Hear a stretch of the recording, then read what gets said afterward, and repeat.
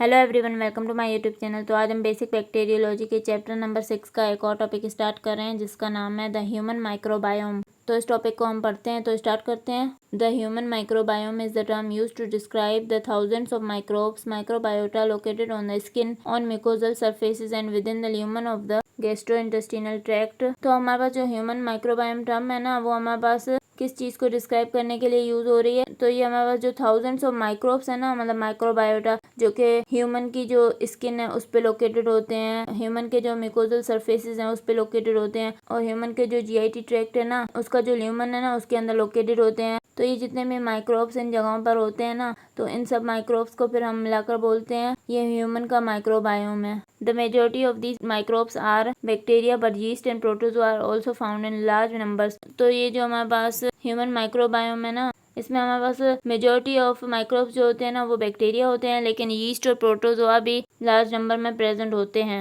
Using sophisticated molecular techniques, many previously unknown bacteria have been identified। तो हमारे पास कुछ sophisticated molecular techniques को use करके जो पहले अननोन बैक्टीरिया थे ना, मतलब जिन बैक्टीरिया के बारे में पता नहीं था ना, उनको भी इन टेक्निक्स की वजह से आइडेंटिफाई कर लिया गया है। Routine cultures on bacteriological media typically reveal only a small subset of the existing resident organisms। तो हम जो रूटीन कल्चर्स करवाते हैं ना बैक्टीरियोलॉजिकल मीडिया पे, ये हमारे पास टिपिकली स्मॉल सबसेट जो है ना एग्जिस्टिंग रेजिडेंट ऑर्गेनिजम्स का, मतलब वो ऑर्गेनिज्म जो रहते हैं ना ह्यूमन माइक्रोबायोम में, उनका एक स्मॉल सबसेट जो है ना वो रिवील करते हैं। It is estimated that the adult human contains 10^13 cells, whereas the number of microbes in the human microbiome is approximately 10^14. That is, there are 10 times more microbial cells than human cells। तो ये estimate किया गया हमारे पास कि जो adult human है ना, उसमें हमारे पास कितने सेल्स होते हैं, 10^13 होते हैं, और जो हमारे पास माइक्रोब्स ह्यूमन माइक्रोबायोम में होते हैं ना, वो हमारे पास कितने होते हैं, अप्रोक्सीमेटली 10^14 पावर होते हैं। मतलब कि हमारे पास जो माइक्रोबियल सेल्स है ना, वो 10 टाइम्स ज़्यादा होते हैं ह्यूमन सेल्स से।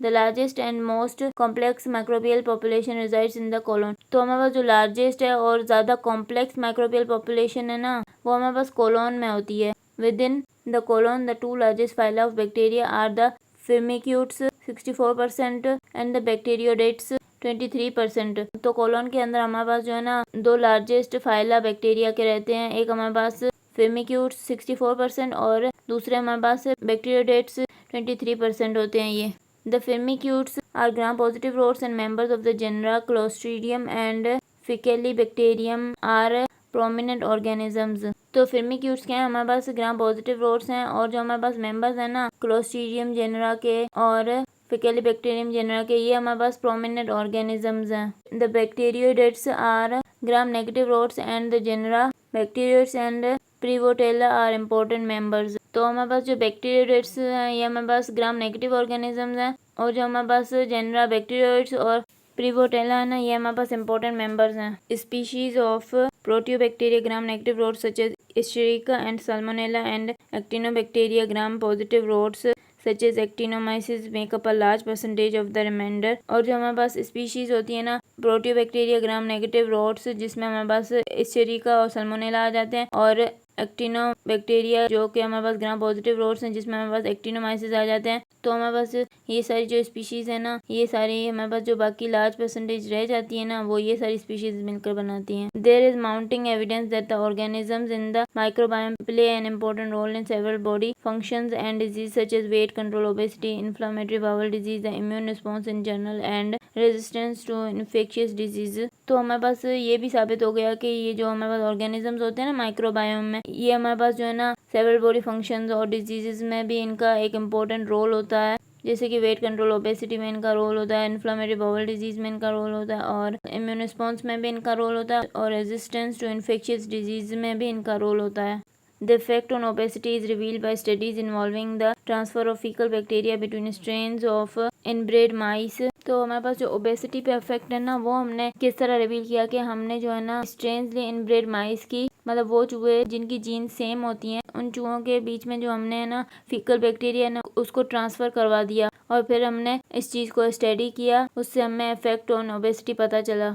For example, fecal bacteria from obese mice transplanted into germ-free strains of non-obese mice resulted in the non-obese mice becoming obese। For example, क्या हुआ कि हमारे पास जो fecal bacteria था ना obese mice में, वो हमारे पास ट्रांसप्लांट हो गया germ free strains of non obese mice में, और इसके नतीजे में हमारे पास क्या हुआ कि जो नॉन ओबीस माइस था ना वो ओबीस हो गया, वो मोटा हो गया। It appears that the faecal bacteria metabolise more of the input food making more calories available to the mice. तो इससे हमारे पास ये जाहिर होता है कि जो हमारे पास फीकल बैक्टीरिया है ना वो हमारे पास इनपुट जो फूड है ना जो हम दे रहे थे ना माइस को, उसको ये ज्यादा मेटाबोलाइज कर रहा था ताकि चूहे को ज्यादा कैलोरीज मिले। In other experiments, fecal transplants from identical monozygotic human twins, one obese and the other not obese, were transplanted into germ-free mice. तो दूसरे एक्सपेरिमेंट में हमने क्या किया कि जो हमारे पास फीकल ट्रांसप्लांट्स है ना आइडेंटिकल मोनोजाइगोटिक ह्यूमन ट्विंस के, उनमें से एक जो मोनोजाइगोटिक ट्विन ओबीस था और दूसरा नॉन ओबीस था, तो इन फीकल ट्रांसप्लांट्स को हमने क्या कर दिया कि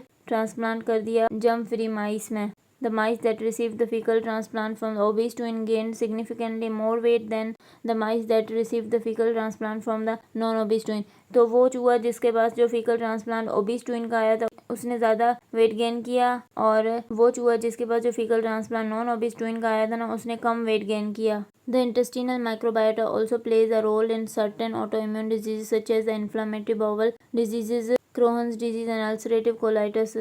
तो जो हमारे पास इंटेस्टिनल माइक्रोबायोटा होता है ना वो हमारे पास सर्टेन ऑटो इम्यून डिजीजेस में रोल प्ले करता है, जैसे कि हमारे पास इन्फ्लामेटरी बाउल डिजीजेज हैं, क्रोन्स डिजीज और अल्सरेटिव कोलाइटिस, इनमें ये इंटेस्टिनल माइक्रोबायोटा रोल प्ले करता है। In the stool of patients with these disease bacteria of the proteobacteria and actinobacteria genera were found in much greater numbers than firmicutes and bacteroidetes, whereas in those who do not have those diseases the opposite was found, namely the firmicutes and bacteroidetes greatly outnumbered the proteobacteria and actinobacteria। मतलब अगर हम इन patients का stool लेना जिनको inflammatory bowel disease है तो उन patients के स्टूल में हमें जो है ना वो प्रोटोबैक्टीरिया और एक्टिनोबैक्टीरिया है ना इनके जेनरा ज़्यादा नंबर्स में मिलेंगे एज़ कम्पेयर टू फिर्मिक्यूट्स और बैक्टीरियोइड्स के। और अगर हम दूसरे उन लोगों का स्टूल सैंपल लेना जिनको ये डिजीज़ नहीं है तो उसमें हमें क्या मिलेंगे कि फिर्मिक्यूट्स और बैक्टीरियोइड्स ज़्यादा मिलेंगे as compared to Proteobacteria and Actinobacteria. In addition, the gut microbiota influences the maturation and function of the immune response. इसके अलावा हमारे पास जो गट माइक्रोबायोटा है ना वो क्या करता है कि मैच्योरेशन और function of the immune response को इन्फ्लुएंस करता है, मतलब कि इम्यून रिस्पॉन्स को मैच्योर कराने में और उसका जो फंक्शन है उसमें ये हेल्प करता है। Germ free mice do not produce lymphoid follicles in the small intestine, do not produce secretory IgA and do not produce CD8 intraepithelial lymphocytes।